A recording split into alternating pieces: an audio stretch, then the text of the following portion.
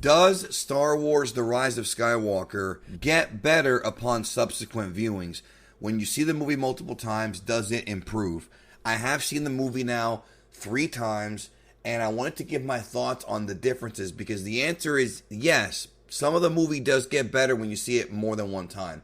The first time you see the movie, it goes at such a breakneck speed, and there are so many things going on. Even if you go into it with knowledge of what happens, even if you're going into it with the leaks and you kind of know what's going on, it's still tough to really, follow it, and it's still very jarring. Now, I can't even imagine how it would be for somebody who didn't even know about the leaks or didn't even know anything. I mean, you probably have to see the movie multiple times. And it's always been my philosophy that when it comes to movies, especially ones that you're anticipating, especially big ones like this, that you feel are important to you, or you really care about, or a franchise you care about, MCU, Harry Potter, whatever you're into, whatever you like. I feel like if you should see the movie more than once. I feel like seeing the movie multiple times, at least two times, helps you formulate a real opinion. Because the first time you go see a movie, it might hit you so hard, and you might be on cloud 9, or you might be very let down. That you might not have a real clear picture of how you feel because you have this euphoria, this dopamine levels going on, or maybe the other way around. But that's how it was with Last Jedi. When I saw Last Jedi for the first time, I did not like it, and yet all the critics liked it. And this is before like the Fandom Menace and all these other YouTubers came out and started trashing Last Jedi. I was one of the first guys. I was one of the first guys to tell you the movie was not that good. And this is after the critics had already come out and jacked it off. And so basically what had happened was I said, okay, maybe I'm wrong. Maybe I didn't see something in this movie. Maybe I missed something.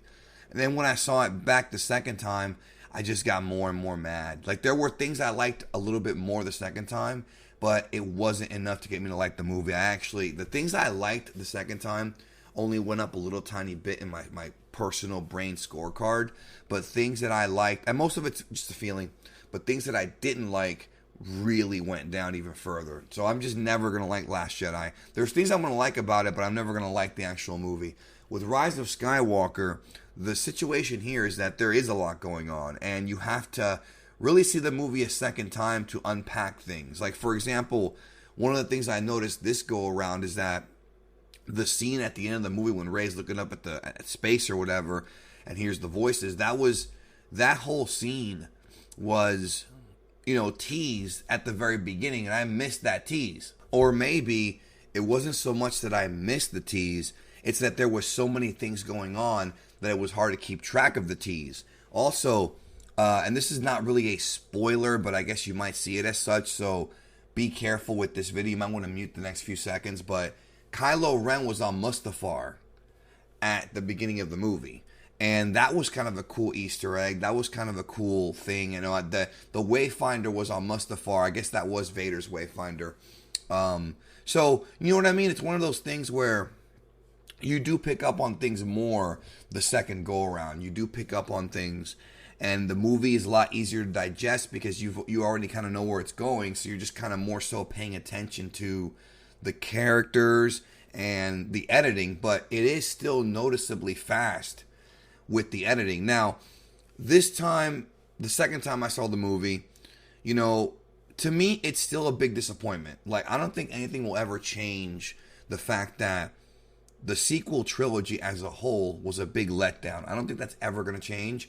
And I don't think it's going to change that this movie didn't do what it needed to do to course correct it. He tried. Abrams tried to course correct it. He tried to, in his eyes, in his opinion, see, people say it's pandering, but it's not. Well, maybe it is. Maybe it's a desperation, but I feel like he definitely tried to make people happy. I think he really did try, but what he did, he misshot, if that makes sense. What he did is he tried to make them happy with very superficial things. Reversing Rian Johnson's movie may have been cute and funny a couple times, and it's not really a complete reversal because he does acknowledge things in that movie that got built up, like the Force Dyad and the Luke's character development or lack thereof. And, in this movie, Luke realizes that he was wrong, or at least he says he was wrong. So I feel like I get what he was trying to do, but I also feel like he misfired because he fundamentally misunderstood the problem with this franchise was that, Rey as a character had already kind of been shot. And I don't mean that literally. I mean, like, as a character, she didn't get the proper development for people to care about her going into this movie. Now, there are people out there who do care. See, if you look at it from different perspectives, some fans do care about Rey, and they care about Kylo. I've always been a supporter of Kylo. Kylo has always been my favorite character, and probably will always be my favorite character in this trilogy, because the other characters never really got anywhere close to being, to giving us those great moments that the original characters, even the prequel characters, did. So when I see these movies, I like Poe Dameron because, Oscar Isaac is a charismatic guy, and I like the character, but I don't love the character. Finn, I thought, was really, really lovable in Force Awakens. I was thinking he was going to be a great character going forward, and because they wasted so much time with him in Last Jedi, in this movie, he's still likable, don't get me wrong. John Boyega's charismatic. The character's trying to do the right thing. He's just not a character that I cared too much about. Like, if he would have died in this movie, I wouldn't have even really been moved that much, and that's not a good thing. And honestly, he should have probably died in the last one. I feel like if he died in the last one and had that hero sacrifice before Rose messed it up, I feel like that right there could have been, a great ending for that character. He already beat his former boss. He already helped blow up Starkiller Base. He already kind of got his revenge. And in this movie, he really got his revenge, And then Rey, of course, the whole Mary Sue thing for the last couple of movies has hurt her. Is she a Mary Sue in this movie? I mean, it depends on what your opinion is of a Mary Sue. She does go through some suffering, yes. And she actually does almost lose a battle. So, yes, they tried to rectify her Mary Sue-ness, but at the same time, by the end of the day, she gets a victory that she did not earn. And I'm not going to spoil everything in detail, but I feel like the way the movie was written was that they were trying to make up for so much, and it's just a very hard movie to see. And a lot of people have already said that they really hate this movie so much they'll never want to go back and see it again. And I think that's a mistake, but I feel like those people probably aren't like real Star Wars fans. I feel like this movie was made for the real Star Wars fans based on what Abrams wanted to do in the fan service. I think this movie was made for them, and I think there's different levels to that. You've got people who just watch the movies. You've got people who love who watch the movies and read the books and play the video games. The ones who watch Rebels and Clone Wars. There's things in this movie for everybody. And the movie does feel, and it does come off like Abrams was really trying to make this film a celebration of Star Wars. He just didn't have enough time.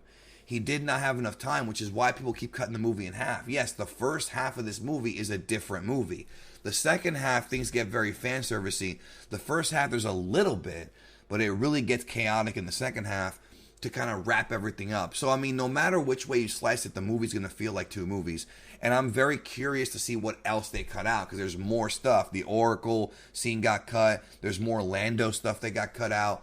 I'm very interested in discussing that, and I'm going to discuss that in a separate video. But the second viewing did make the movie easier to watch. There's things I'm still not a fan of. I did get to notice some things the second time, though, that I didn't see the first time. Like, for example, Kylo Ren's facial expressions during his fight with Rey is great. Adam Driver's amazing. He's a determined man. He is a badass throughout the majority of the movie, which I wish he was in the previous one a little bit more. He was very subservient in the previous one, which I guess they kind of had to do to get the character over. But here, he's definitely at his apex. I feel like the lack of Anakin Skywalker as a Force ghost, I know why they didn't want to do it, because they didn't want to irritate some of the other fans who don't like the fact that the Anakin actor got replaced with Hayden in Episode 6, the Blu-ray version, the DVD version, whatever, the second special edition, whatever you want to call it. I feel like that might have been why they didn't show Hayden Christensen, but I feel like he should have had more of a presence in this movie. And the lack of the ghost doing anything about the secret enemy in the Exegol, to me, is totally stupid. That's the thing also, is when you see it the second time, you really laminate, you really marinate. I guess laminate's not the right word. You really marinate on the fact that there's a lot of stupid things in this movie. Palpatine's decisions are stupid. The ending, confrontation is dumb and very disappointing. The visuals and the aesthetics are amazing. The way the movie looks is great. I thought it was aesthetically pleasing. Some people didn't think so.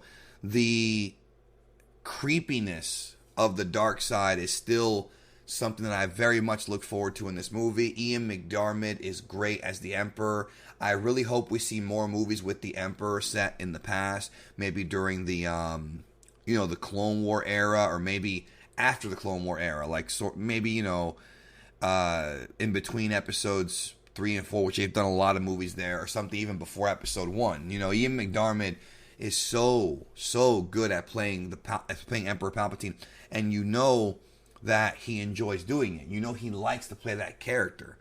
And it's just one of those things where when it's over, it's not really a satisfying movie, man. Like, it's just, you're left sort of in this weird state of sadness because the Star Wars saga is over, but you're really sad because, and they are going to make more movies, but I mean this part of the saga, but you're really sad because you realize how badly it was botched from the beginning, and you really hope that and wish that things were better, but they're not. So at the end of the day, the movie does get better on repeat viewings. I'm always happy to go into a galaxy far, far away.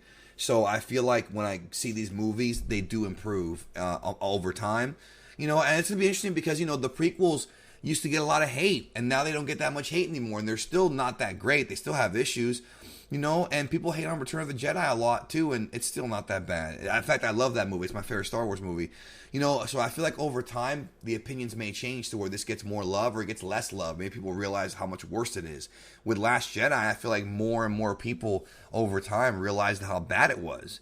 I know only a very small number of people that turned and said that they think The Last Jedi is better on subsequent viewings. There's a few people.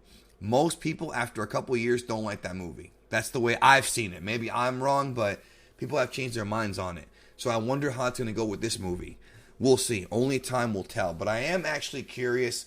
One thing this movie did do is spark my interest of Star Wars again in this time period. So when the novelization for this movie comes out, I'm definitely going to look into it because there's got to be a lot of extra stuff there.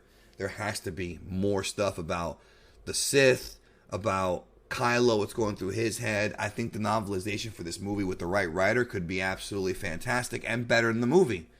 Usually the books are, but in this case, this one really could be better. So I'm looking forward to that. Anyways, let me know what you think about the movie on subsequent viewings. Did you like it more? Did you still hate it? Did you hate it more? Let me know. Remember, I love you guys. And remember to take care of yourself and each other.